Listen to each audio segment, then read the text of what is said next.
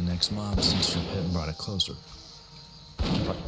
Lightning Breath is also just pretty good damage, even if wind serpents do a little less damage than cats.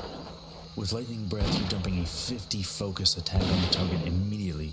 That is a nice threat, and overall wind serpents will do a pretty good job keeping aggro. However, there are only 6 ranks of Lightning Breath, compared to 8 for Bite and Claw, and that includes the max rank from Son of Hakar, which you obviously won't get while level. Lightning Breath only upgrades every 12 levels. After 9 levels or so, you'll really start to see it fall behind until you get that next rank. And again, if you're going to tame and use a wind serpent, make sure it doesn't have a mana bar when you go to tame it. Pets that have mana bars when you tame them usually have lower stats for some unknown reason. There are a few with mana bars that are okay, but there are no pets without mana bars that have messed up stats, so that's just kind of a good thing to keep in mind. The level 49 Arash Ethis is a rare spawn wind serpent in Feralis. He's a good one to use, as he will come with rank 5 Lightning Breath, which is the highest up to the level 61 you can get in ZG. And he also comes with dive rank 2. The only other way to get rank 5 Lightning Breath is in ST. He is a rare spawn, but usually not too hard to find.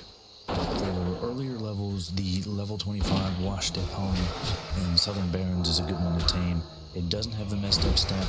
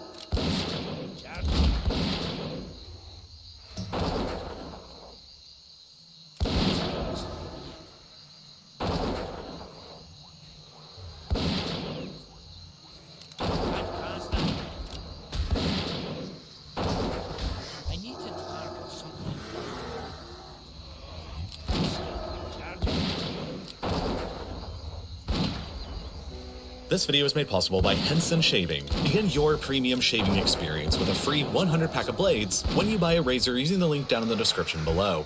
Japan is one of the world's most important, influential, and powerful late-game civilizations. Home to nearly 126 million people, the Japanese economy is the third largest in the world after China and the United States, and correspondingly, Japan ranks third of all the world's countries in total number of assets and total amount of wealth. Japan further possesses one of the world's most powerful militaries, is one of the foremost leaders in the automotive, robotics, and electronics industries, while her culture is widely known and regarded across the world. By all accounts, Japan is one of the 21st century's great powers. But Japan also has a massive and persistent problem that has been making the country weaker and weaker now for decades. And that problem is simple.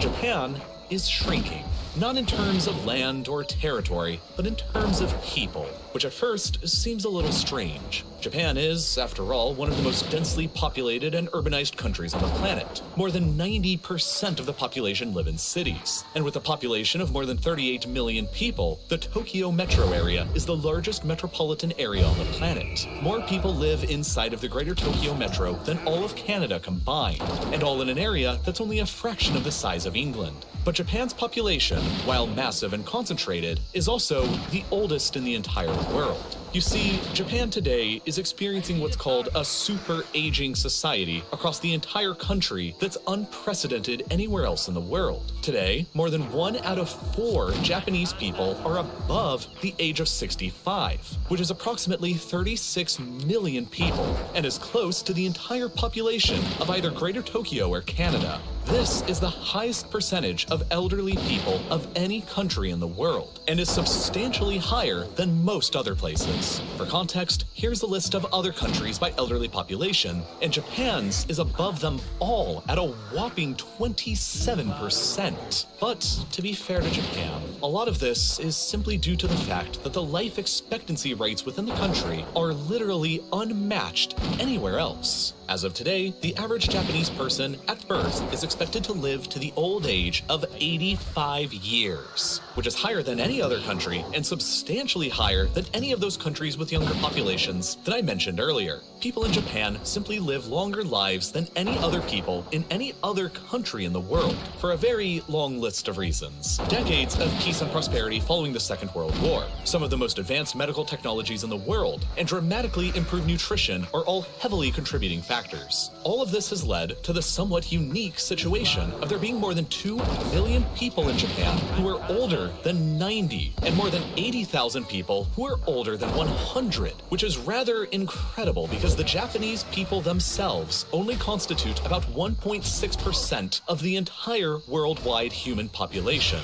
But of the humans alive today who are above 100, nearly 20% of them are all Japanese. In isolation, the incredibly long lives of people in a country is not a problem, and if anything, it's a huge sign of tremendous success, because it shows that the country is healthy, peaceful, and prosperous enough to enable so many people to live so long. But when combined with Japan's other problem, it makes the aging and shrinking problem that the country is going through even worse. And that other problem is an incredibly low birth rate. Like every other industrialized country that made the transition from an agrarian society, Japan's birth rate exploded throughout the process and peaked in the 1920s, when Japanese women, on average, were having 5 children, which was dramatically increasing Japan's population. In 1945, immediately after the Second World War, Japan had finally just ended more than 8 years of continuous warfare against pretty much the entire rest of the world that saw the deaths of around 3 million Japanese, which was about 4% of their total pre-war population. At that point, Japanese women were still having 4 children on average, while the average life expectancy for anyone born in Japan was only 52 years, a far cry from the 85 of today. But after 1950, Japan's birth rate began to take a nosedive to the point in the 1960s, Japanese women were only having 2 children on average, and in every single year after 1974, the average has been less than 2 children,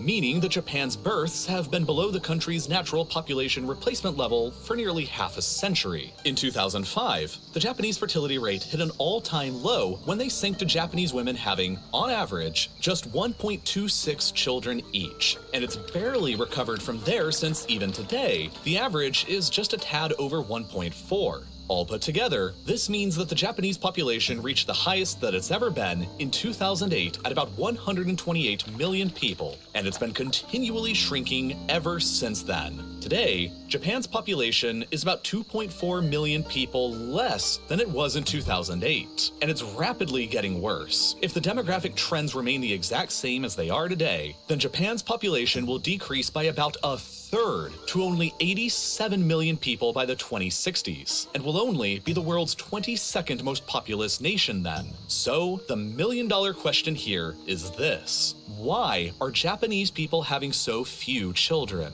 Well, there's a lot of factors, but a really big one is that young people in Japan are facing a lot of insecurity around employment. Nearly 40% of the entire Japanese labor force today are irregular employees, which means that they're working only temporary part-time jobs or gigs, and they earn about 53% less money than workers their own age who work at more established firms or businesses. To make matters even worse, more than 1 in 10 Japanese employees work over 60 hours a week. More than 9,000 Japanese companies have employees working more than 80 hours of overtime a month, most employees don't even take half of their allotted annual paid leave time off, while 3 out of 10 women do not take any childcare leave. Many Japanese men and women simply feel overworked and are just too fatigued to bother with pursuing romantic relationships or families. Which brings us to the next problem, the very unusually high rates of virginity and abstinence. There was this study that was conducted back in 2015 that found 1 in 10 Japanese adults in their 30s, men and women both, reported absolutely no heterosexual experiences of any kind.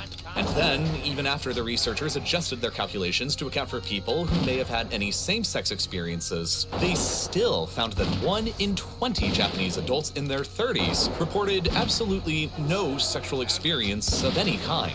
And the fact that Japan's population is shrinking by so much has caused a whole lot of unexpected and pretty interesting problems. Currently, for every 5 workers in Japan, there are 2 elderly people who are beyond retirement age, and in order to support them, Japan is expected to be spending 28% of their entire national income on social welfare by the middle of this decade in 2025. And it's inevitably just going to keep getting even worse. By 2060, that number is expected to be 4 elderly people in retirement for every 5 workers, and nearly 40% of the Japanese population by that point are expected to be seniors, which means that the government is going to have to be spending even more on healthcare and welfare. But this is going to be hard to sustain, because as Japan's elderly population increases, the costs required to support them obviously go up as well. But as the young population of workers continues to decrease, so too does Japan's tax base and income, which means that the government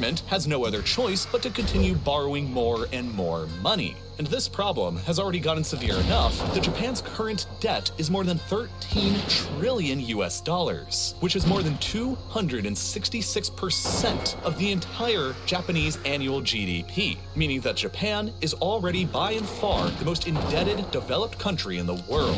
It also means that the government is closing down more and more schools for kids to the tune of about 400 every year, and replacing many of them instead with nursing homes for the elderly. And it also means that ever since 2014, there have been more adult diapers sold in Japan than baby diapers. Since there are so many elderly people and fewer youth, a modern phenomenon known as kadokushi has been becoming more and more frequent, where every year, thousands of isolated, lonely, elderly people die and go unnoticed for several days, and in some cases, even weeks. It's a very unique kind of modern tragedy. Now, the obvious answer to all of these problems that we haven't discussed at all yet is immigration. Western European countries, along with the United States and Canada, have all pretty much solved their own plummeting birth rates and demographic crises by encouraging young, working-age people to immigrate from elsewhere. But Japan has resisted this option since pretty much forever. Currently, only about 2.3% of the Japanese population are immigrants, which is the lowest percentage of any developed country in the world, and in 2015, less than 10,000 applications for Japanese citizenship were even approved by the government. People just don't really move to Japan very often, and it's largely because, for centuries, Japanese civilization has been pretty opposed to it. After all, Japan is a bunch of isolated islands separated across the ocean from the rest of Asia, and across the centuries, Japanese rulers have taken advantage of that fact by completely banning all foreigners from even entering, as they did between the 17th and 19th centuries. Unlike other developed countries, Japan is basically an ethno-state, and has simply never really had any history of immigration from abroad. And as a result, Japan is today the 6th least diverse country in the entire world, with nearly 98% of the population being ethnically Japanese. And there are fears and concerns among many that opening up the country to large-scale immigration from abroad will permanently change Japan's unique culture and identity. But they may not have any other choice. A UN study conducted in 2000 found that in order for the country to maintain its worker-to-retiree ratio, the country would either have to raise the retirement age of workers to 77 or allow a net immigration population of 17 million workers by the year 2050. In reality, Japan's primary crisis in the 21st century is what decision to make in a binary choice. Either continue on with their downward trajectory the way things are and end up with a population of less than 100 million people by 2050, and with nearly 40% of the people remaining being over the age of 65, with all of the associated economic problems that will come with, or begin encouraging dramatically more immigration from abroad, with all of the associated social problems that that'll come with. The choice is ultimately Japan's to make. The world is full of important choices. Some are massive in scale and determine the fate of an entire civilization, like Japan's choice, while others determine the fate of an individual, like choosing the correct razor to use when shaving, like this one. It's made out of solid metal and it's manufactured at an aerospace machine shop in Canada that also makes parts for the International Space Station. The Henson shaving razor is really like no other, and it's built to such tight tolerances because only an incredibly small part of the blade is actually exposed, guaranteeing you an irritation-free shaving experience. I've used this exact razor myself, and I can personally attest to that. It really barely even feels like it's cutting hair, and it never gets gunked up either. The razor feels great in my hand, and loading up blades is just a breeze. But the best part about Henson is probably the price of their blades. Each one only costs about 10 cents, so you only end up paying about $3 to $5 per year in razor blades. Once you add in the razor, you're genuinely saving a lot of money over the typical cartridge razor systems that you'd see in stores. It really is a fantastic deal. So if you're looking to start your own premium shaving experience, or if you're just looking for an awesome gift for the holidays, you should give Henson Shaving a shot by clicking the button that's on screen right now. And when you use the code REALLIFELORE, you'll also get a totally free 100 pack of blades when you purchase your razor. And as always, thank you so much for watching.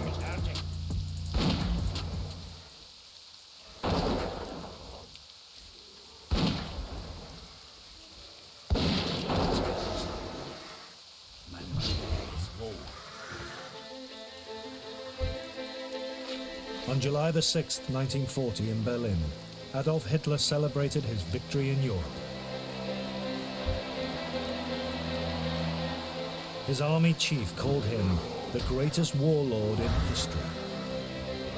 From Moscow, Hitler's collaborator, the Russian leader Joseph Stalin, had sent his congratulations. In London, the British Prime Minister Winston Churchill was isolated. In Washington, the American President, Franklin Roosevelt, stood aloof. In the coming 5 years, everything in the relationship between these four men would change in ways that seemed unimaginable.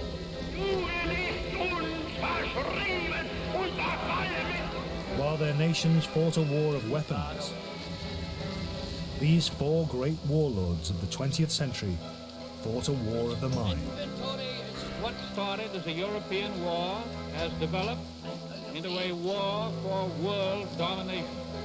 At the heart of this private war was a series of psychological duels in which they lied, schemed, charmed, flattered, and deceived to win. What was curious was that these duels took place not between enemies, but between men who at the time were allies.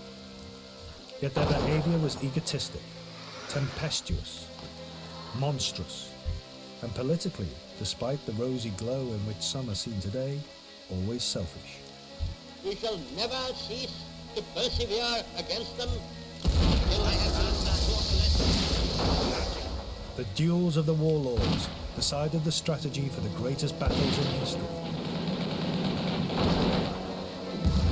They were also the epicenter of a seismic shift in world powers. From the age of European empires to the age of two ideologically opposed superpowers, with devastating consequences for hundreds of millions of people.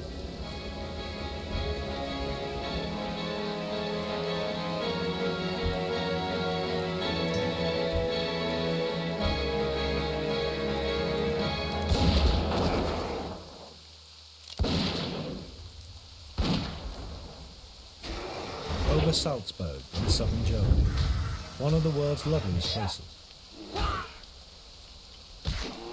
It was here, in August 1939, that Adolf Hitler was thinking the unthinkable.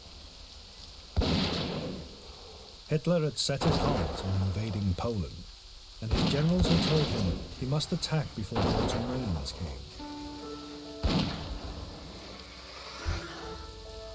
But Britain and France had said they would go to war for Poland. One thing stood in Hitler's way: the fear that Russia would also turn against him and propel him into a war on two fronts. This was the very thing imprinted in Hitler's mind as having helped to lose Germany the First World War 20 years before. There was only one way out: a pact with his greatest ideological enemy, Joseph Stalin. Hitler put out feelers to Moscow. Though he little realized it, he was instigating a mental duel with Stalin, which over the next 2 years would decide the destiny of the Second World War. Stalin was deeply suspicious of Hitler's approach. He spent hours reading Mein Kampf, written 15 years before, underlining key passages, like Hitler's views of the Bolshevik leaders, men such as Stalin himself. Never forget that the rulers of present-day Russia are common, blood-stained criminals, that they are the scum of humanity. But Stalin could see that Hitler was now desperate for a deal, and offering to send his foreign minister, Ribbentrop, to Moscow. Stalin decided he would go with Hitler. Hitler's propaganda chief, Joseph Goebbels, noted in his diary, 22nd of August, 1939. Non-aggression pact with Moscow perfect. Ribbentrop in Moscow on Wednesday. That is something. We're on top again. Now we can sleep more easily.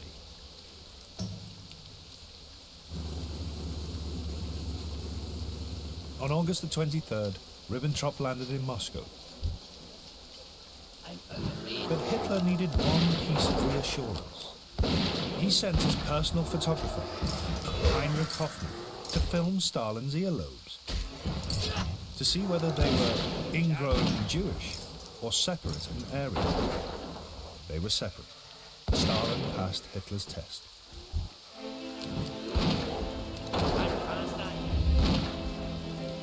Shortly after midnight, on August the 24th, 1939, the Nazi-Soviet pact was signed, and with it, a secret protocol under which Germany and Russia would carve Poland into two.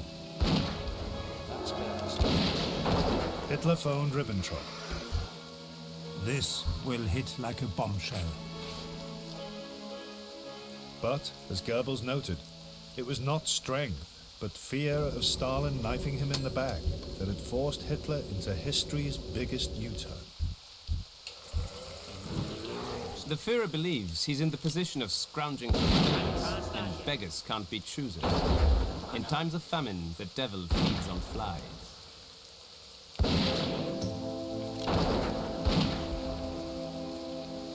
In the Kremlin, Stalin proposed a toast. I know how much the German nation loves its Führer. I should therefore like to drink his health.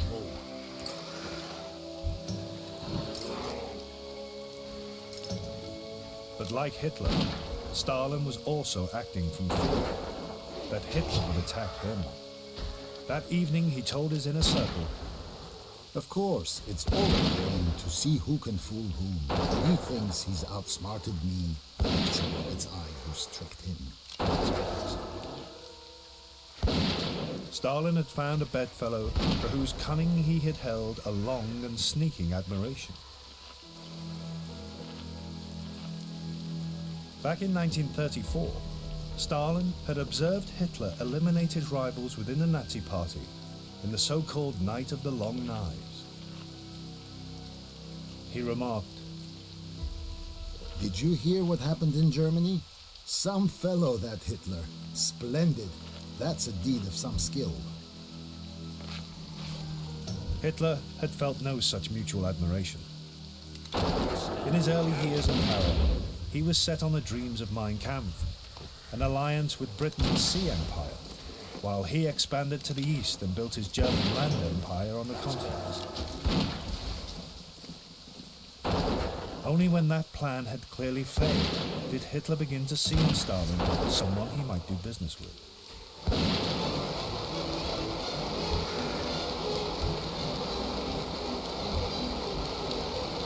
Stalin was the first of the two to be a mass murderer. His terrors killed millions. He once compared his victims with the boyar landowners massacred by Ivan the Terrible 400 years before. Who's going to remember all this riffraff in 10 or 20 years' time? No one. Who remembers the names now of the boyars Ivan the Terrible got rid of? No one.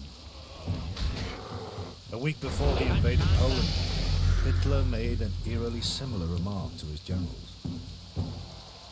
Genghis Khan had millions of men and women killed by his own will and with a gay heart. History sees him only as a great state builder. And who, after all, speaks today of the annihilation of the Armenians? For both men, mass murder was just another weapon in the ideological struggle. The state, whether communist or Nazi, was supreme. Individuals were its disposable tools.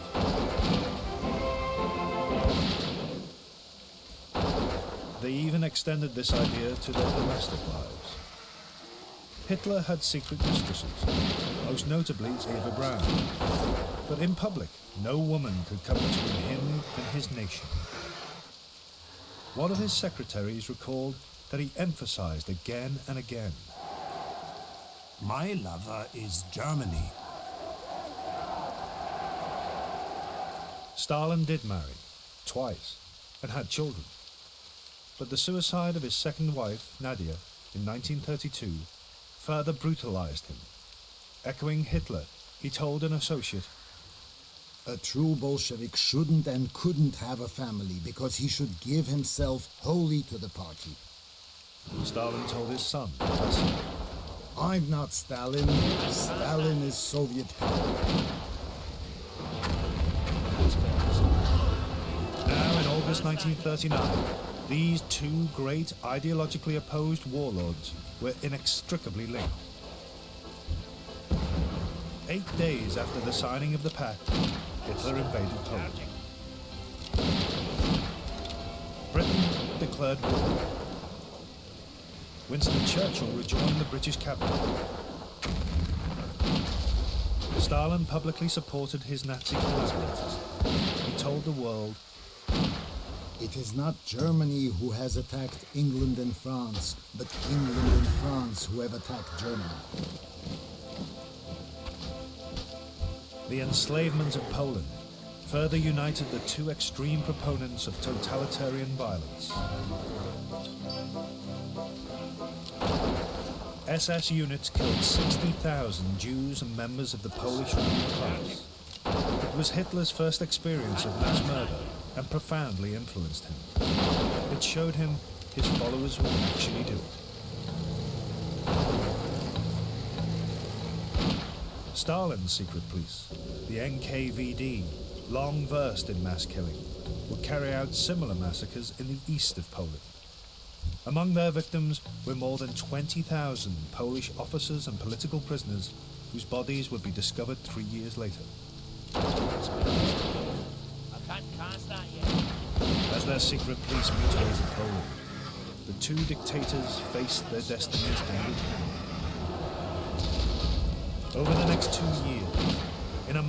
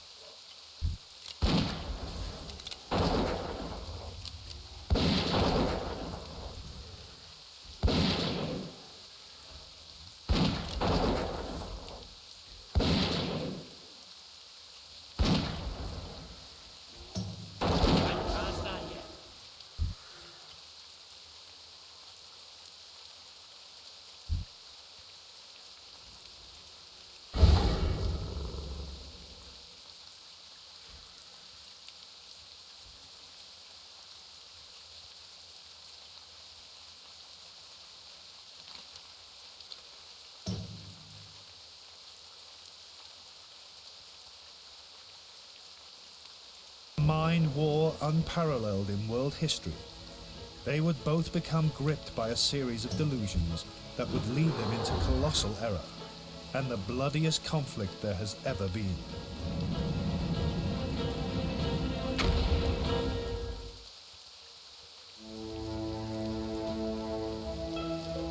Stalin had entered his pact with Hitler with open eyes. He never doubted he was supping with the devil. But he believed the pact would give the Soviet Union both protection and opportunity.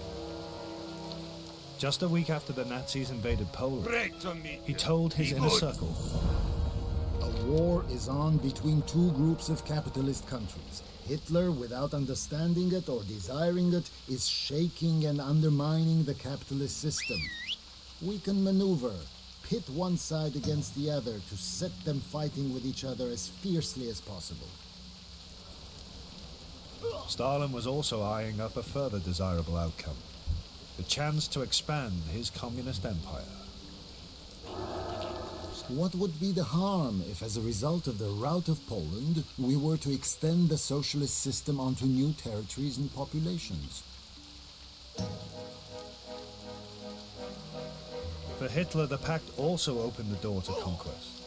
He could now turn all his energy and attention to planning the invasion of France. Joseph Goebbels noted Hitler's hopes for a long-term collaboration with Stalin. 1st of October 1939. Conference with the Führer in private. He is convinced of Russia's loyalty. After all, Stalin is said to pocket a huge profit.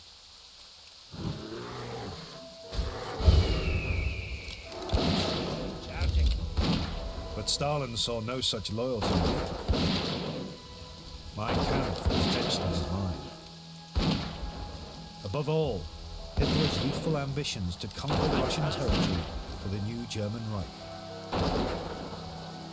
If we speak of territory in Europe today, we can primarily have in mind only Russia and her vassal border states. Because he calculated that Hitler would still one day turn on him, Stalin set out to build a line of buffer zones to protect himself against possible Nazi attack. He forced the Baltic states, Lithuania, Estonia, and Latvia, to accept Russian garrisons.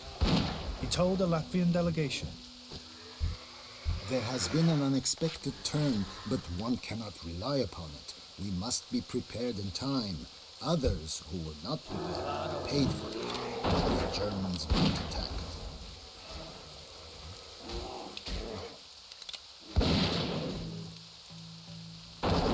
Stalin also tried to bully Finland into giving him a swathe of territory as a further buffer. The Finns refused. Stalin invaded their country.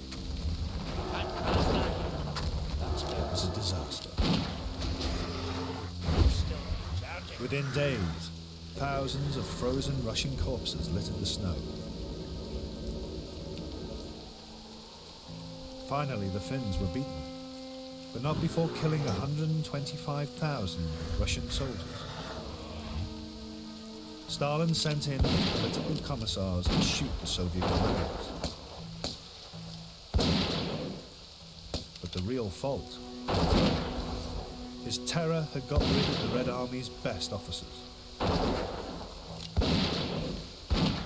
As Goebbels noted, the Red Army's incompetence offered Hitler yet more comfort. 15th of March 1940. The Russians can never become dangerous for us. If Stalin shoots his own generals, we won't need to do it. So far, we've had nothing but advantages from our alliance with Russia.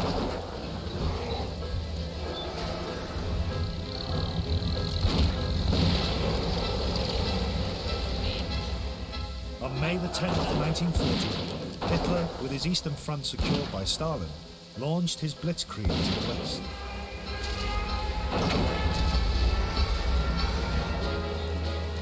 The German army sliced through France, Belgium, and Holland.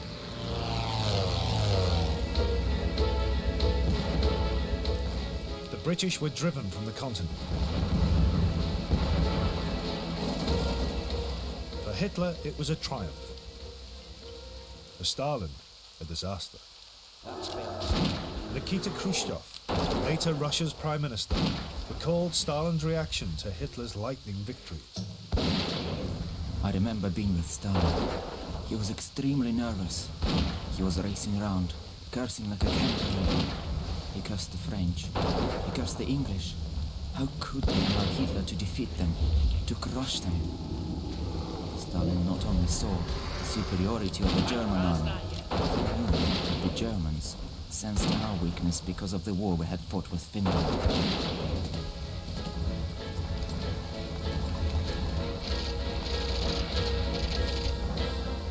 On June the 17th, 1940, the French government sued for peace. The long-lasting and mutually destructive war of the capitalist and fascist states, which Stalin had so gleefully anticipated, was over in a trice. The next day, as Hitler celebrated in Munich with the Italian dictator Mussolini, Stalin, with gritted teeth, sent his congratulations on the Wehrmacht's splendid success.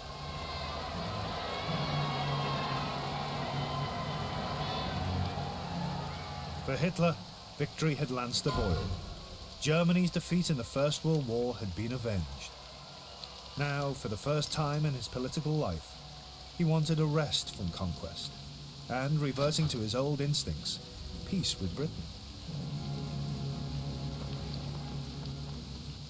The Italian foreign minister, Count Galeazzo Ciano, was also in Munich and observed Hitler's state of mind. Hitler makes many reservations on the desirability of dismantling the British Empire, which he considers even today to be an important factor in world equilibrium.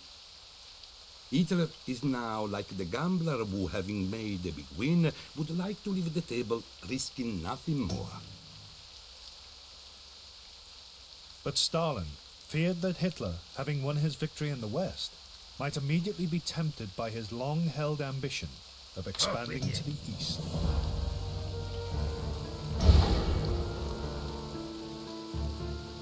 Stalin now embarked on a hugely risky double strategy, going on a 10-day land grab to expand and protect his empire, while also trying not to provoke Hitler.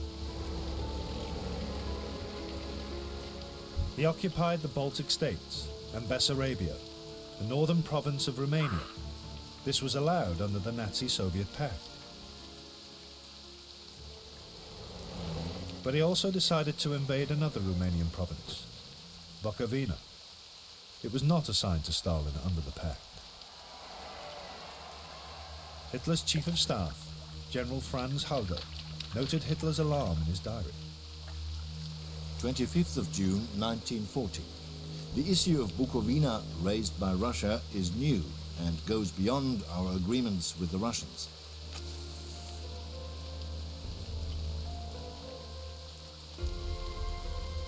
At precisely this moment, Stalin's duel with Hitler took a second, unexpected twist. The Soviet leader received his first letter from Winston Churchill, who had become British Prime Minister on the day Hitler launched his blitzkrieg.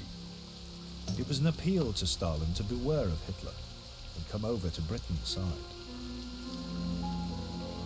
Stalin did not reply. Instead, to show Hitler his loyalty, he reported Churchill's approach to Berlin.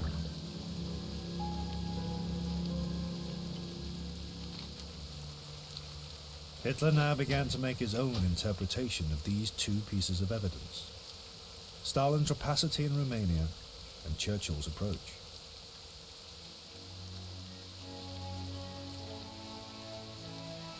Before the war, Hitler had described to his adjutant his secretive mental processes. Bear in mind that my brain works like a calculating machine. Each person who makes a presentation to me introduces into this calculating machine a small wheel of information. There forms a certain picture or a number on each wheel.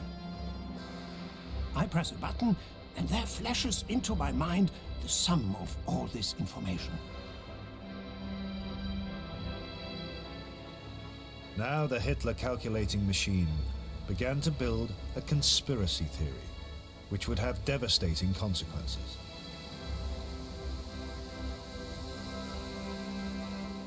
On July the 6th, 1940, Hitler, the victor in Europe, returned to Berlin to a hero's welcome. Our wonderful July sun shines all over the place. An unimaginable ecstasy fills the city. The crowd roars. The station looks like a great banqueting hall. Then the Führer arrives. A roar of joy fills the station.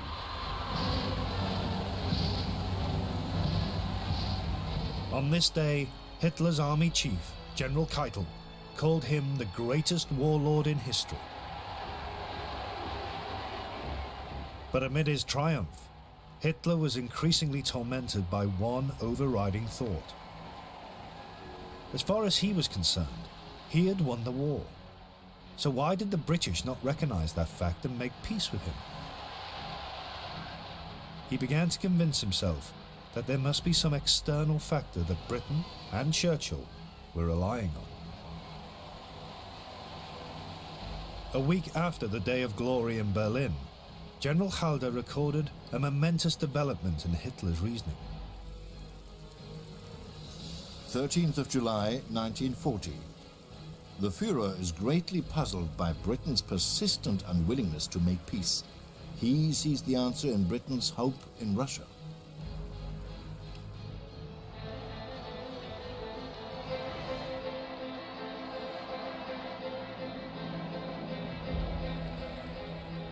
On July the 19th, 1940, in a speech to the Reichstag, Hitler made his final plea for peace to Britain. Churchill and the British were not interested. Later that day, a further wheel of information from the United States entered Hitler's mind. Franklin Roosevelt was nominated by the Democrat Party to run for president for the third time. His acceptance speech contained an attack on Nazi aggression. Hitler was now seeing specters across the globe. 22nd of July, 1940. Führer's view. Reasons for continuation of war by Britain. 1. It hopes for a change in America. 2. It puts hope in Russia. Stalin is flirting with Britain to keep her in the war and tie us down.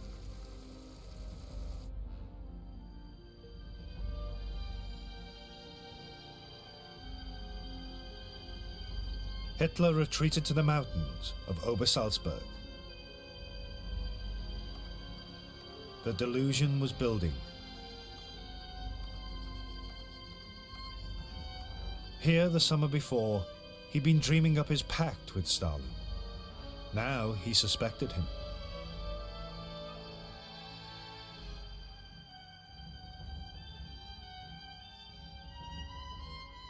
At the end of July, he announced to his generals the result of weeks of agonized reflection.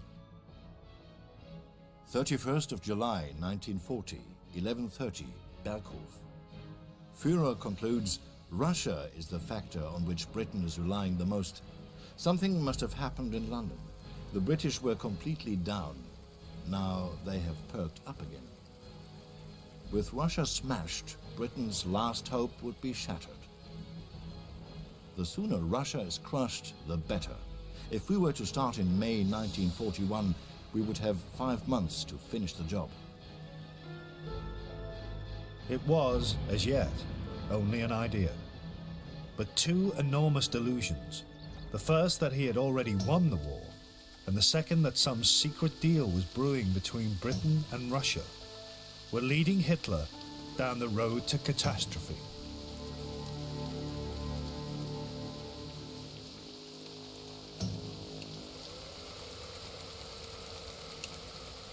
For Hitler, the invasion of Russia was still only a contingency plan, should all other means of forcing the British to make peace fail. The autumn of 1940 now brought 4 long months of frustration. The RAF defeated the Luftwaffe in the Battle of Britain. Plans for a cross-channel invasion were quietly shelved.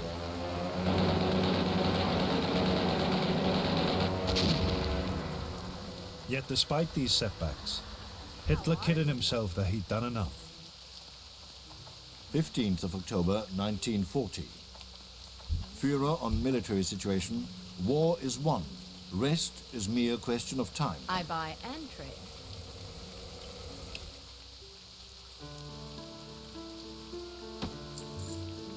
But Hitler could still not force the British to come to terms. And he had become split-minded about Russia, moving troops nearer her borders, but also wanting Stalin to join him in the fight against Britain.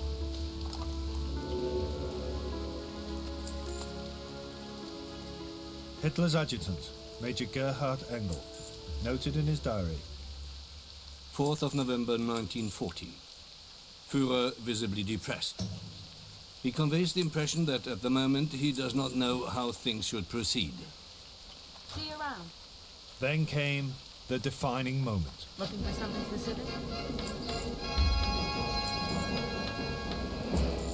On November the 12th, 1940, the Russian Foreign Minister, Vyacheslav Molotov, arrived in Berlin at Hitler's invitation. Molotov was given the full Nazi fanfare, but the conversations that followed were tense. Hitler's purpose in summoning Molotov was to offer Russia a share in the spoils of victory if it helped him finish off the British. He told him, England's final capitulation is just a matter of time. Fragments of its empire will be left all over the world. It's time to think about division of this property without a master after our victory. But Stalin wasn't interested in joining Hitler's war or speculative carve-ups of the British Empire. His instructions to Molotov were to find out what Hitler's troops were up to in Finland and Romania, places right on his doorstep. Molotov put the questions bluntly. Hitler gave vague reassurances. Despite the superficial courtesies, Molotov's cold arrogance and his needling on the question of territory in Eastern Europe infuriated Hitler, and it reinvigorated him. 15th of November 1940. The talks had shown where the Russian plans were heading. Molotov had let the cat out of the bag. Führer was really relieved. It would not even remain a marriage of convenience.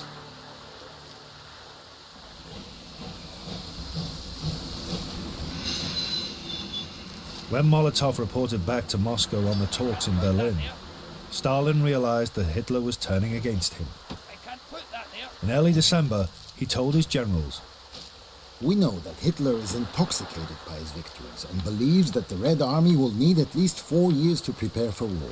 Obviously, 4 years would be more than enough for us, but we must be ready much earlier. We will try to delay the war for another 2 years. But Hitler was moving at a pace Stalin could not imagine. On December the 18th, 1940, he issued War Directive Number 23. The German Wehrmacht must be prepared before the ending of the war against England to crush Soviet Russia in a rapid campaign. The invasion date was set for May 1941. But behind the order lay uncertainty. 18th of December 1940. I'm convinced that the Führer himself does not know how it will turn out. He's very concerned at the lack of clarity as regards the strength of the Russians. Hopes for an English surrender. Does not think America will enter the war.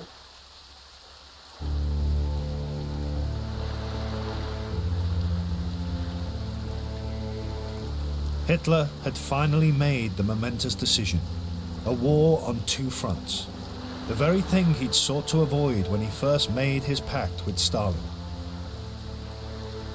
But he'd deluded himself that one front, Britain, was already won. It simply required a knockout blow against Russia for the British to understand their defeat. Hitler's line of reasoning never began to occur to Stalin. He believed that Hitler either had to beat Churchill or make a deal with him before he could think of turning against Russia. In early 1941, he told Politburo members, "We must cherish no illusions. Fascist Germany is clearly preparing for an attack on the Soviet Union. Why does Hitler want to make an agreement with England? Because he wants to avoid war on two fronts." Stalin was trusting Hitler to act rationally. And to fight Britain and Russia at the same time was clearly irrational.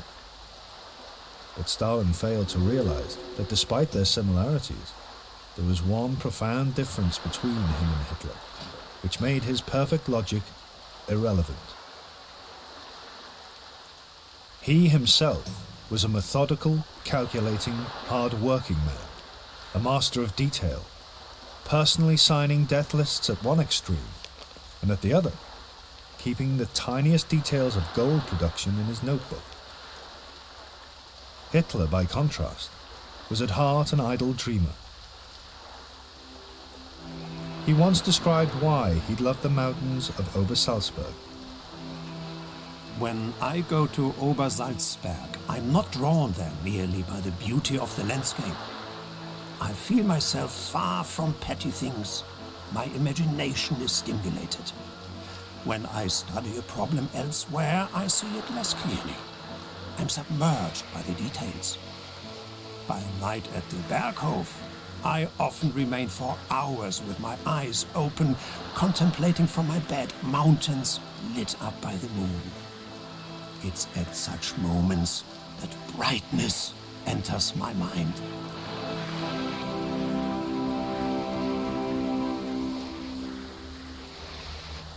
For Hitler, the big idea was never to be disrupted by small facts. And having made up his mind to attack Russia for tactical reasons, the original and biggest idea of all was reasserting itself: the ideological struggle against Jews and Bolsheviks.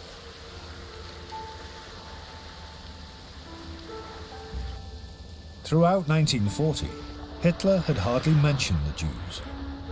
But on January the 30th, 1941, in his traditional speech marking the anniversary of the Nazis' rise to power, he repeated a chilling threat he'd first made before war broke out.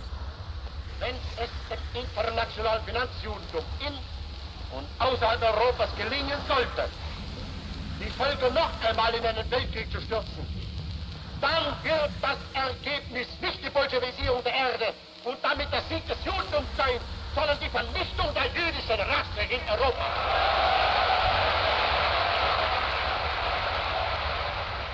At a series of conferences with his generals in the spring of 1941, Hitler made his aims brutally clear. 3rd of March 1941. The forthcoming campaign will lead to a showdown between two different ideologies. The Jewish Bolshevik intelligentsia must be eliminated. 30th of March, we must forget the concept of comradeship between soldiers. This is a war of extermination.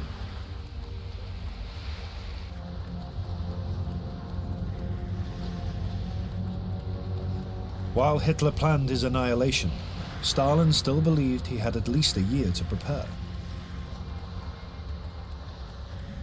On April the 13th, 1941, he moved to protect his back, signing a pact with Hitler's ally, Japan.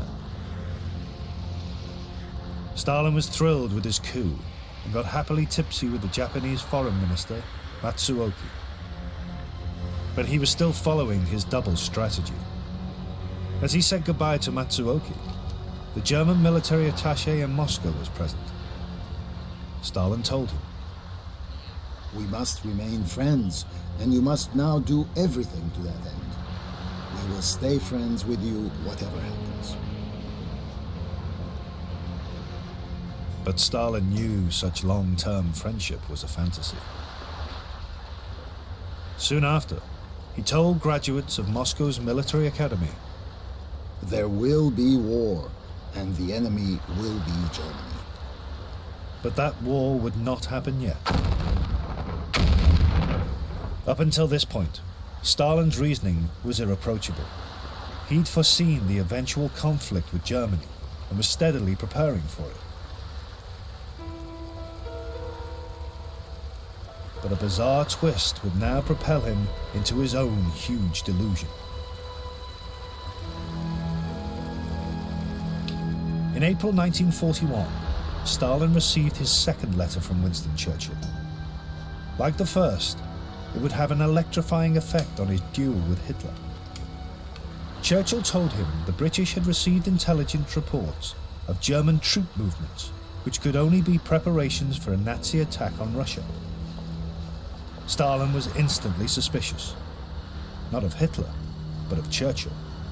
He told his army chiefs, Britain is threatening us with the Germans, and threatening the Germans with the Soviet Union. They're playing us off against each other.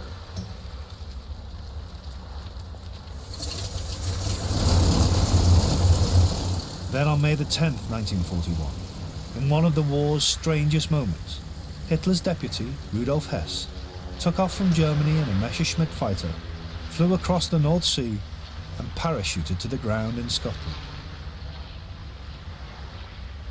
At that time, Stalin's assistant, present at his key meetings, was Yuri Chudayev, who noted down and later typed up everything Stalin said. From Chudayev's secret, unpublished record, it is possible to piece together how Churchill's message and Hess's flight began to lead Stalin towards a conspiracy theory which would have immensely destructive consequences for his country. 3 days after Hess landed, Chudayev recorded the interpretation Stalin gave at these two events.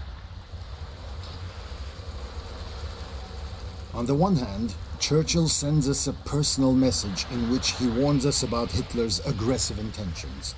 And on the other hand, the British meet Hess, who is undoubtedly Hitler's confidant. What is the conclusion then? Apparently, when Churchill sent us his personal warning, he believed that we would activate our military machine. Then Hitler would have a direct and fair reason to launch a preventive crusade against the Soviet Union. In Stalin's eyes, Churchill's warning was deliberately designed to provoke a war between Germany and Russia. And Churchill was meeting Hess to tell Germany it should strike first. As he brooded on this idea, Stalin concluded that Churchill was not the only provocateur. On June the 5th, he told his military chiefs, England, France, and America see in Germany the only hope to get rid of Bolshevism, and therefore help the Nazis in all possible ways in their crusade to the East.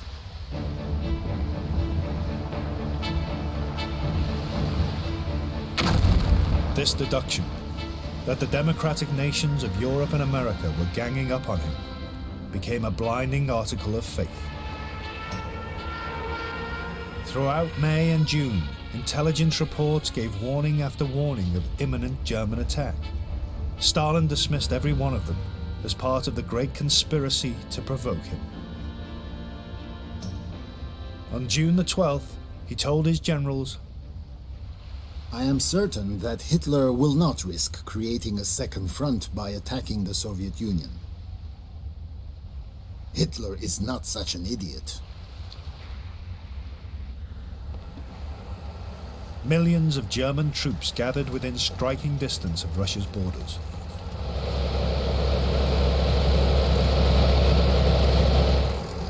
Operation Barbarossa, as it was now called, was scheduled for 10 days' time, June the 22nd. The duel between Hitler and Stalin was reaching its endgame.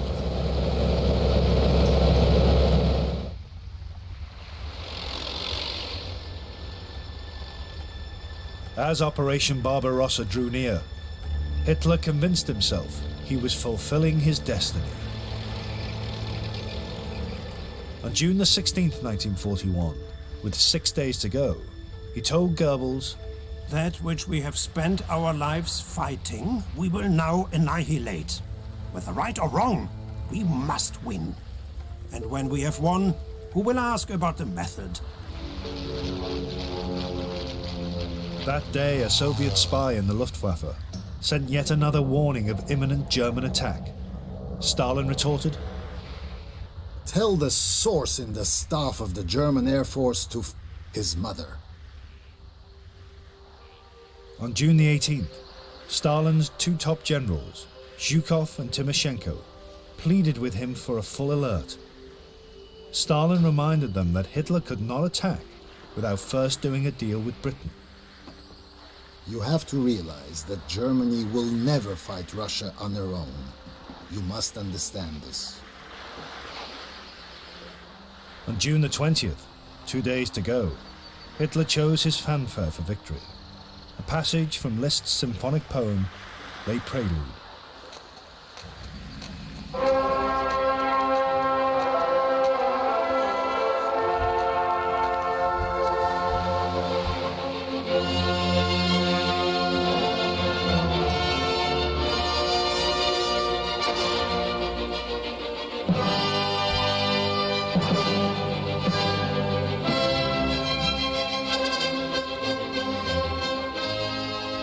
Though Stalin still refused to see it coming, it was now apparent to his closest associates that the Nazis were on their way.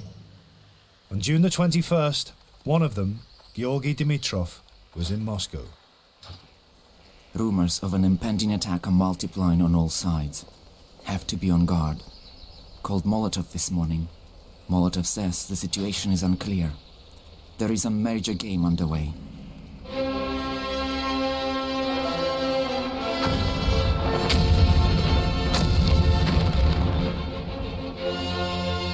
On June the 22nd, the same day Napoleon had once invaded Russia, Hitler followed in his footsteps.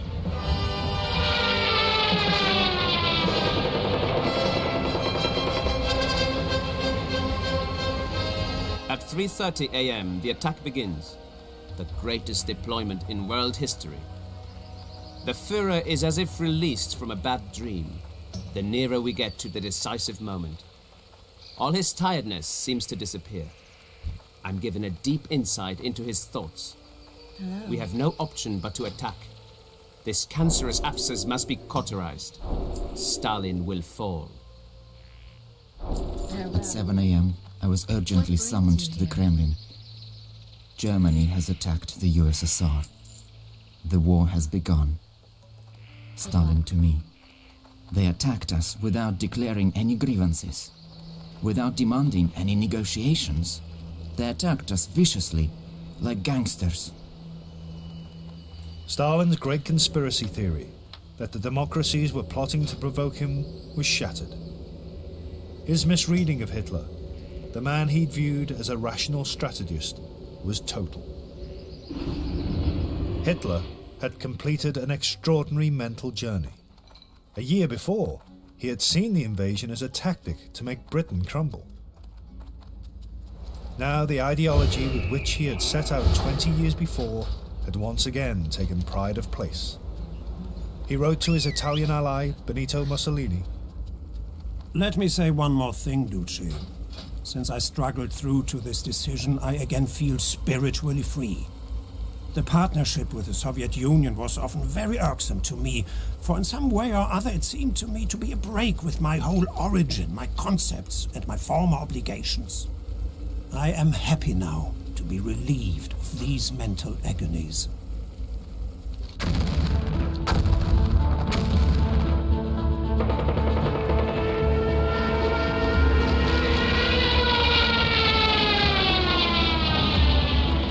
While Operation Barbarossa cleansed Hitler, it only shocked and depressed Stalin.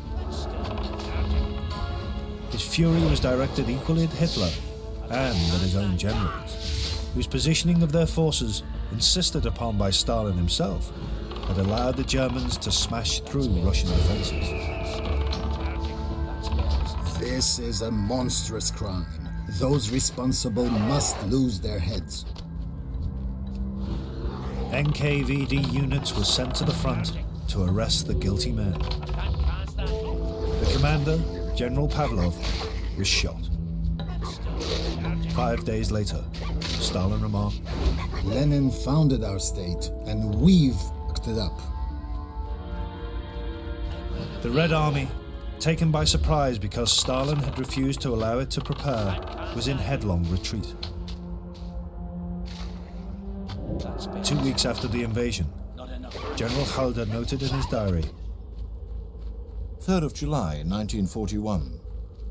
It is probably no overstatement to say that the Russian campaign has been won in the space of 2 weeks.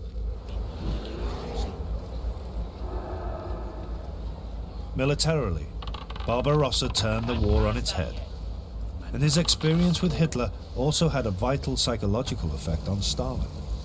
He later remarked, "When you're trying to make a decision, never put yourself into the mind of the other person, because if you do, you can make a terrible mistake." Stalin had lost the mind game. Hitler had outwitted him. But Hitler would be the eventual loser. His decision to attack Russia signed the death warrant of his own dreams of empire and of European imperialism in general. And it would create an unlikely coalition of 3 ideologically opposed warlords to fight him.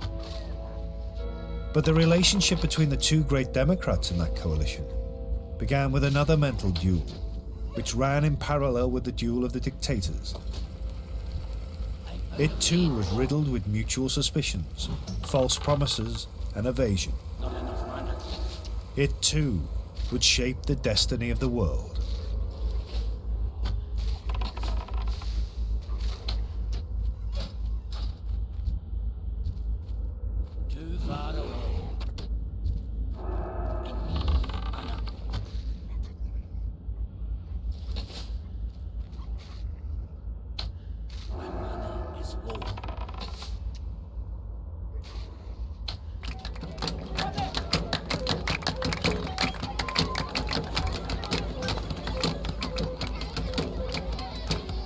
Today is the 9th of July, 2005. I'm in Mali, in West Africa, where I've come to see the biggest mud building in the world. The great Mosque of Djenné, an astonishing sight. Driving up here yesterday, the mobile phone rang, and I heard that 7 bombs had exploded in London that morning. Hundreds were injured, scores were dead. The handiwork, probably, of Al-Qaeda. Among the stations that were bombed was the one my daughter uses to go to school. I spent a horrible couple of hours battling with lousy phone connections, finding out she was all right. You think dark things at moments like that, and I fretted about this film. Was it right to be making it? It's about the wonders of Islamic art. But was that still an appropriate subject? I knew the answer long before I arrived here and saw that.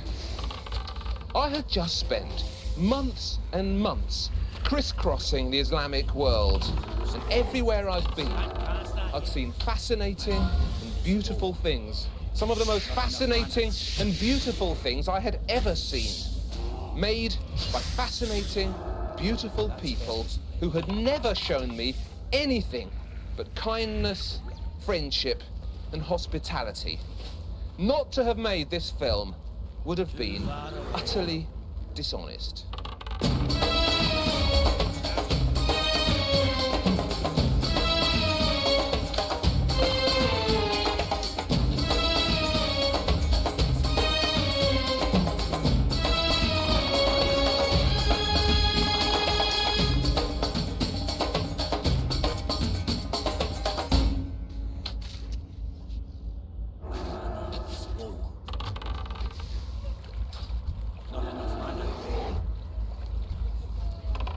There's something over there I wanted to show you.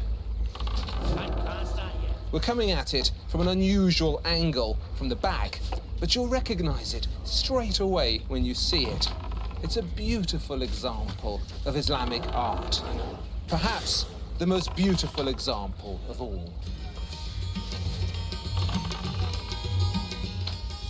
Rather like a typical Islamic work of art, The real story of Islam is sparkling, fascinating, complicated, and gorgeous. And the best way to tell it is not with scary interviews and politics. That's just news. The winds of time will blow all that away. The truest evidence that any civilization ever leaves behind about itself is its art. Art never lies. It didn't lie about the Greeks, it didn't lie about the Romans, and it certainly doesn't lie about Islam.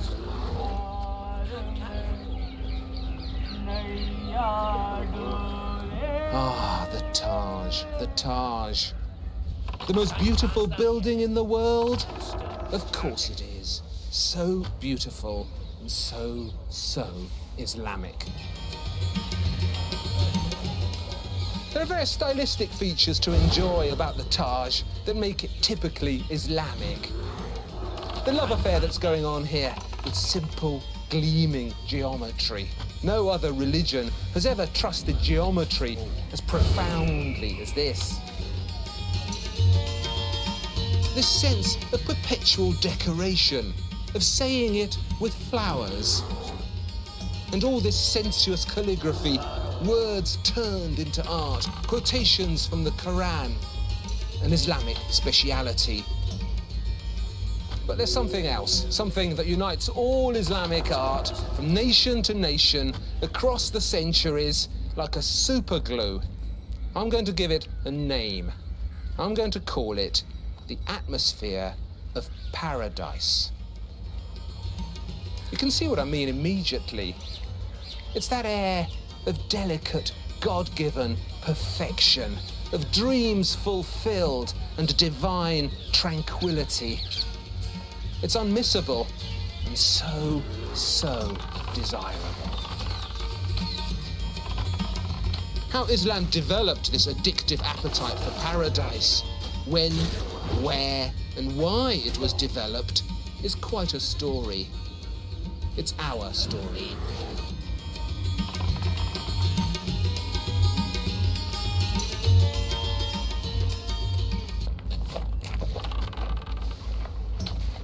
Islam emerged in some of the world's hottest and least hospitable places. Its creators were desert people. Its moods were desert moods.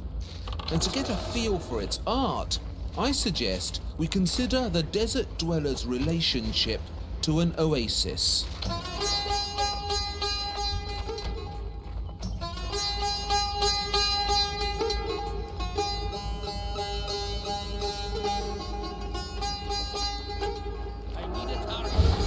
Islam has its own calendar. Day 1 of this calendar marks the departure of the Prophet Muhammad, Islam's founder, from Mecca, where he was born, and his arrival at the oasis of Medina, where he settled and built himself a very significant house. The Prophet didn't select the exact spot for his new house himself. He left the choice to his camel, which, guided by Allah, stopped at some open land owned by 2 orphaned brothers. The Prophet purchased this land, and on it he built his new dwelling. When asked to explain this simple choice, he said, "A man is where the saddle of his camel is."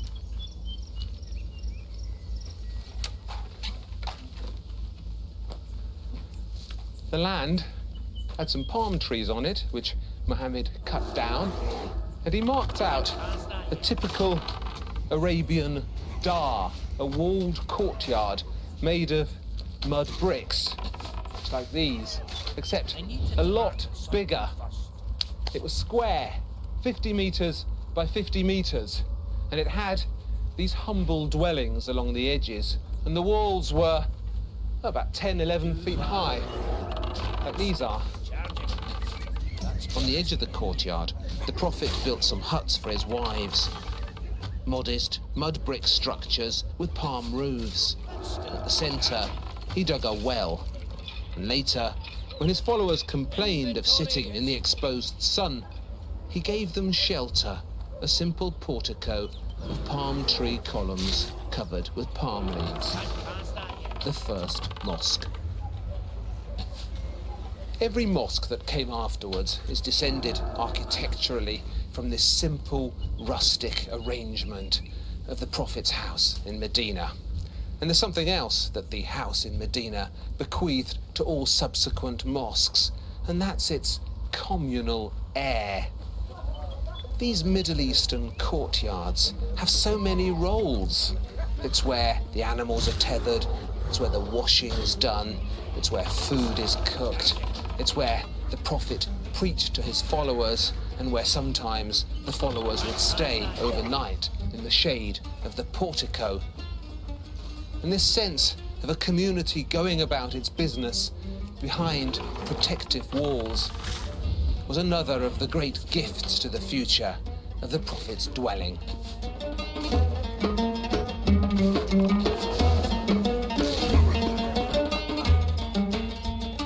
The mosque began its marvelous and busy history not as a temple or a daunting place of worship, but as a home.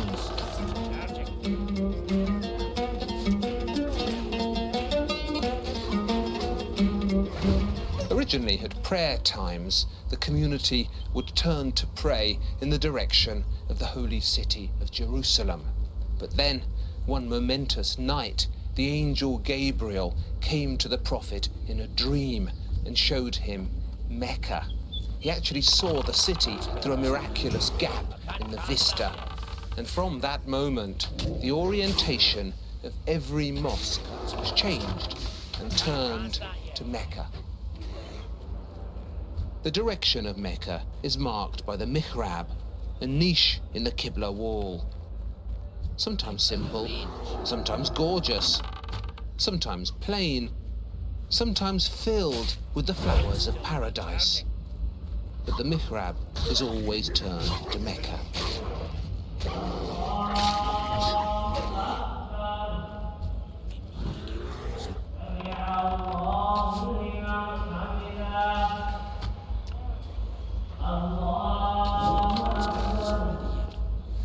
So let's see, there's paleontology, and then archaeology, sociology. There we go, the map room.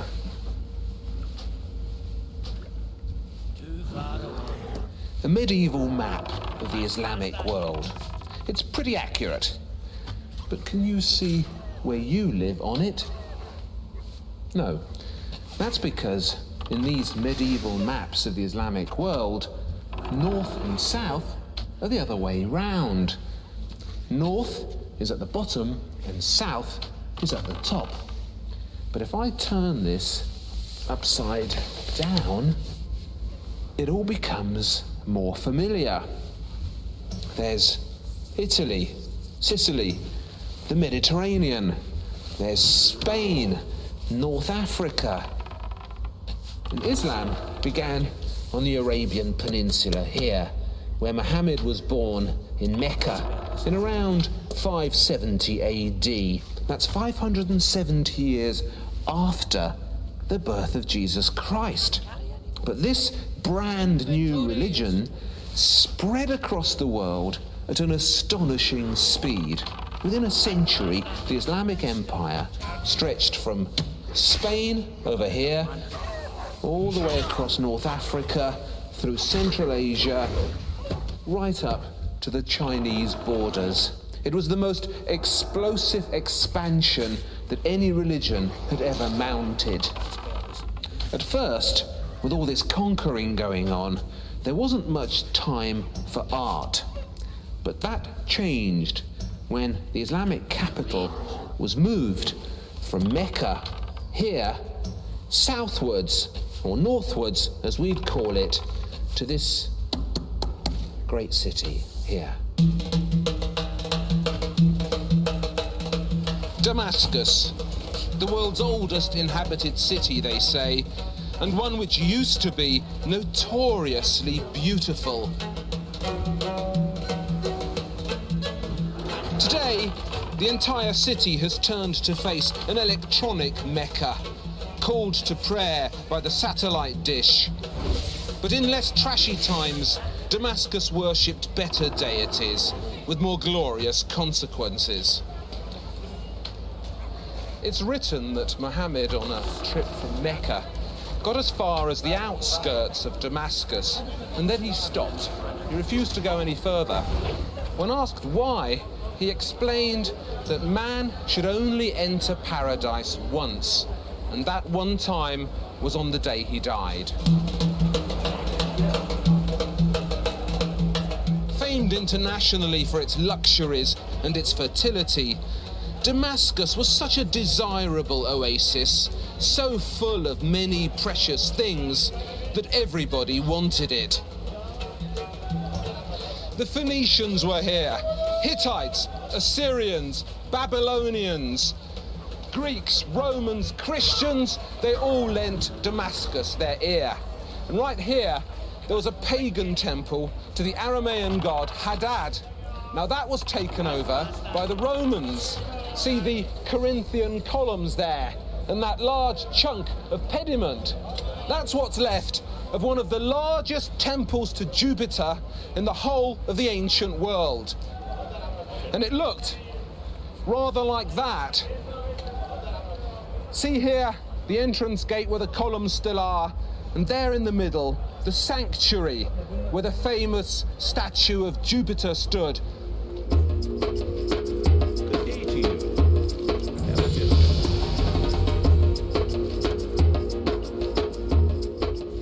When the Romans converted to Christianity with Constantine, when the Roman Empire became the Byzantine Empire, this became a Christian church, a basilica, in which were preserved some very precious relics, because it was said that buried here was the head of John the Baptist. And when the Muslims conquered Damascus, around these precious remains was built this huge mosque.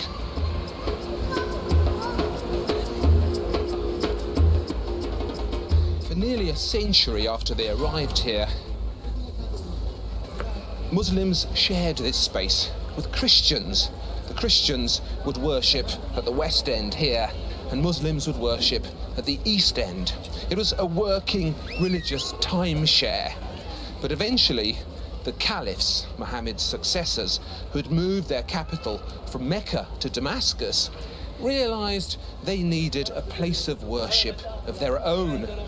And so here, on the former temple of Jupiter that had become a Christian church, they set about inventing the Islamic Mosque.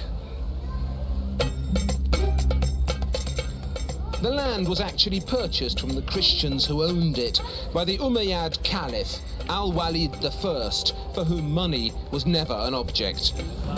His mosque was built in a decade at stupendous expense. 7 years of taxes from the whole of Syria were spent on it before it was finished in 715.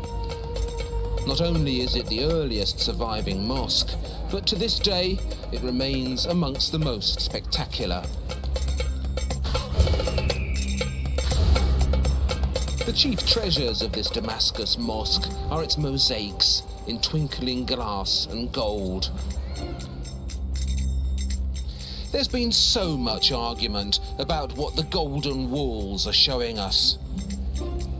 What is this fantastic architecture imagined here? Where are these rivers? Where are those trees? Some say these are perfect evocations of Damascus itself, beautified and watered. Others believe the mosaics represent the Muslim conquests, that Al-Walid I was showing the world what Islam now possessed.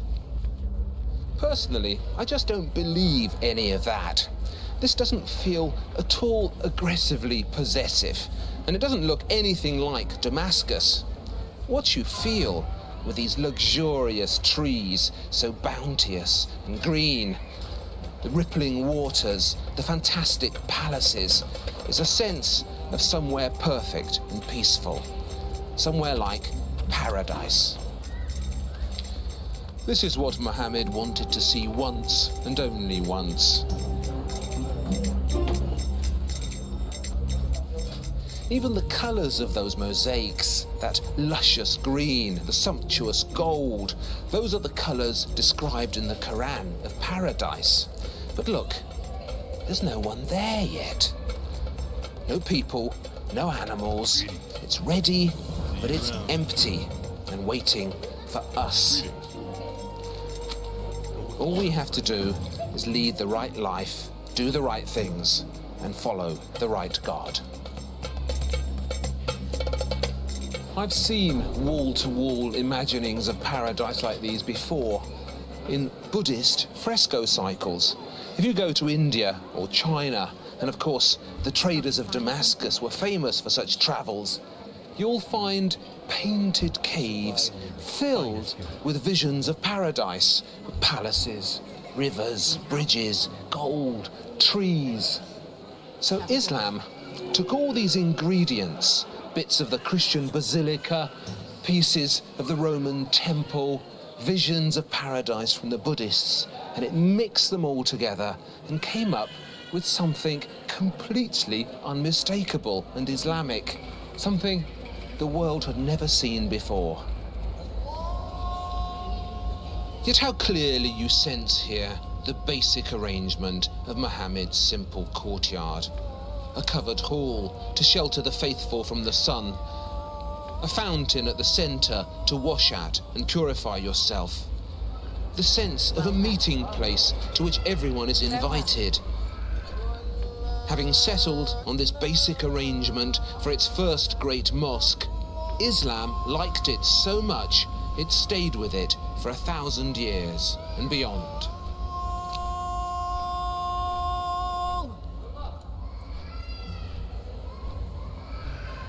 I wanted to show you this unusual structure. It's where the treasures of the mosque were kept, an early Islamic bank vault set high up on these Roman columns that don't quite fit. Now up here, look carefully, there's a sundial that was used to calculate the times of the call to prayer when every Muslim was expected to turn to Mecca. Now that's a very easy thing to say. At the call to prayer, you turn to Mecca. But how exactly would somebody living in 8th century Damascus know where Mecca was? It's relatively easy here. Mecca isn't that far away. But what if you come from West Africa, from Timbuktu, or Samarkand in Central Asia, or Genghis Khan country? Well, you begin by inventing some helpful instruments like these. Astronomy, mathematics, geometry. Arabian science was far ahead of the West in all of them. And such exquisite instruments were fashioned by Islamic... Hello ladies and gentlemen, Willie here. So, Blizzard announced a few weeks back they're going to be nerfing the Tier 5 end bosses and Morrogrim on the 14th of December. This has come ahead of any announcement for Phase 3 itself, but I reckon they want to ensure that as many raiding guilds as possible have completed it so that when the next phase rolls around, they will be able to get straight into Black Temple as well as Mount Hyjal. As for Phase 3 itself, it would be strange to put any content out right around Christmas, so I would guess Phase 3 would be around the 12th or 19th of January. It's funny that Classic has global releases but retail doesn't yet if you think about it. This would also mean guilds still struggling on the final end bosses, which is a larger proportion than what you would think. If we look at Warcraft logs, we'll have had a month to complete that content, so it seems like a pretty reasonable timeline for me. Phase 2 of Classic TBC did release on the 15th of September now. Yeah, it's really been that long. So that would mean about a 4-month Phase 2 duration, and in Classic the time between major tiers, apart from the first one, was between 4 to 5 months total. So that is our predicted timeline, at least for the current phase. So when Phase 3 rolls around, what's new and what should we expect from it? Honestly, outside of the raid and the arena season, Not all that much. Blizzard has already put loads of TBC content out early in Phase 1 and 2 that should have been put out in Phase 3 if we are following a launch schedule similar to TBC. For example, we already have Sketis and Ogrilar, KT and Mag drop items to turn in for gear, Ruins of Lordaeron Arena, Epic Flight Form, upgraded engineering goggles, new flight paths and quest updates, and just so much more. But our TBC is a bit of a pick and mix between the original, and some things are just in way earlier, and that's the way it is. So what is out then? The Netherwing rep, I assume, if you like the look of the mount and want to try and grind it for your first time, or perhaps again, and there's going to be a lot of competition for the eggs this time around, I'd be willing to bet. The pre-quest for this, called Kindness, is already in the game and starts in Shadowmoon Valley. This is required to get you to neutral with the Netherwing faction and advance beyond it afterwards, and of course you're going to need a flying mount for that. For the first boss in Mount Hydra, you might consider using some tricks that people used back in TBC. He doesn't have the most impactful mechanics, but one of them is Ice Bolt, which is a single target frost bolt, which does an absolutely enormous amount of damage and will kill you in about 2 to 3 seconds. It's treated as a stun, so things like your blink, your ice block, your bubble will be able to get you out of it, but for classes that don't have a way to remove it, people often use the PvP trinket back in the day to remove this stun and just guarantee that they don't fall over on the first boss fight. You only need to get the rare PvP trinket if it's not really your thing, which is only 4,000 honor, I believe, and should be extremely easy to get. Otherwise, you could use the living action potions. I don't see why those wouldn't work either. That would use your potion cooldown. Alternatively, you just hope your healers are on the ball and can keep you up. There'll be loads of gear, including resistance gear required for tier 6, mainly Primal Shadow, Water and Life, which you should expect to go up in price at least a little bit, particularly Primal Shadow. Now this is mainly for Mother Shiraz, where people may need to wear up to cap, that being 365, though it's speculated 300 may work, but we'll see how things look when we get there, I'd imagine. There are also a few bosses in Hydra which benefit from at least wearing some Shadow Resist. In terms of sources for this and what you could consider doing in advance, there is currently a discoverable transmute for Water to Shadow. Shouldn't make you that much gold, but it's easy if you're not using your cooldown on anything else, and this is of course available for Alchemists. Also for Alchemists, you want somebody in your raid with the Major Shadow Protection Cauldron, as they are vastly more efficient than crafting individual potions and will be a huge benefit to your entire raid group. Now the recipe for Major Shadow Protection Potions drops off Shadow Council Warlocks in Shadowmoon Valley. Count how many times I'm going to say shadow. And you need to craft the Major Shadow Protection Potions in order to proc the discovery for the Cauldron. This is going to involve a lot of Mana Thistle and Primal Shadow.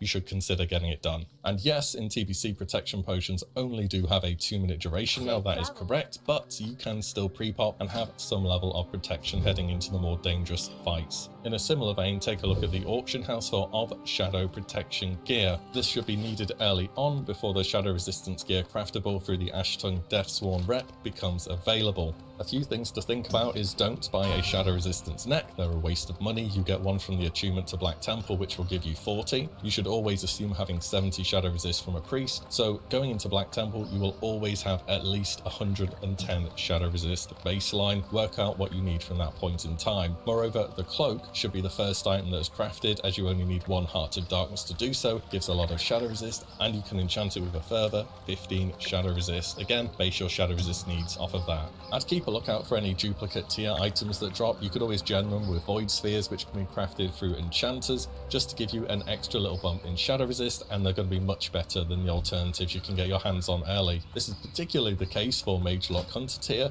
as somebody at Blizzard decided to put 3 classes that can only DPS on the same tier, so thanks Blizz. Additionally, there are Shadow Armor Kits, which is a recipe that drops from Lost Shadow Mages in Sethic Halls. This is made through leatherworking and is 8 Shadow Resist for chest, legs or hands, as well as Glyph of Shadow Warding from Lower City Honored for 100 gold, which is 20 Shadow Resist on your helm. I think that's about everything with Shadow Resist. Moving on with the raid content, in tier 6 there's going to be a lot of it, like an absolutely enormous amount. Both the raids are A, massive, and B, they just take a long time. If you think there's a lot of trash in tier 5, oh boy, just wait and see. Hydril has been one of the less favourably remembered raids, if I'm being very nice about it. Wave after wave of undead, and then a boss 4 times in a row, and then you have Archimonde at the end, of course. Imagine if they put an NPC where you can talk to him to taunt the Scourge and make them come at you twice as quickly just to speed it up a bit. Yeah, I know I'm dreaming, but it's a bit of a sleeper raid, especially on the reclears. I'm looking forward to Black Temple a lot more though, and unlike binding runs, which you probably were still doing towards the end of Classic if you got unlucky as we did, there's no fast track to Illidan for those glaives, so good luck to whoever is earmarked to be getting those in your guilds. Moreover, epic gems will start dropping after the second boss in Hyjal has been defeated and from Black Temple trash. As far as I know, they should not be appearing from gem bags, which happened randomly at the start of Phase 2 if you remember, or from badges of justice until the final patch. So if you thought living rubies were already expensive,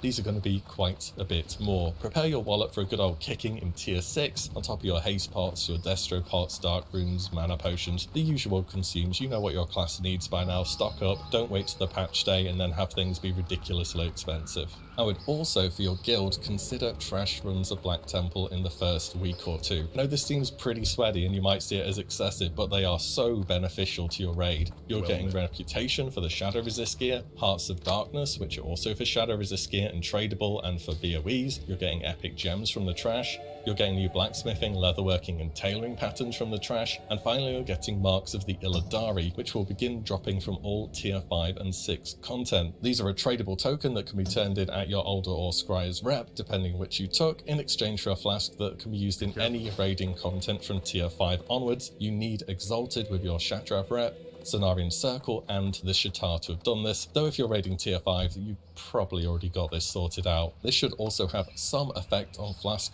prices, so careful if you have absolutely loads of them banked on the release of tier 6, because people these days on average raid and clear and have alts much more back than they did in 2007 and 2008, so I'd expect this to be the case. So yeah, try and get some buddies, pug it, whatever it may be. Black Temple trash runs will be very solid gold early on into the phase.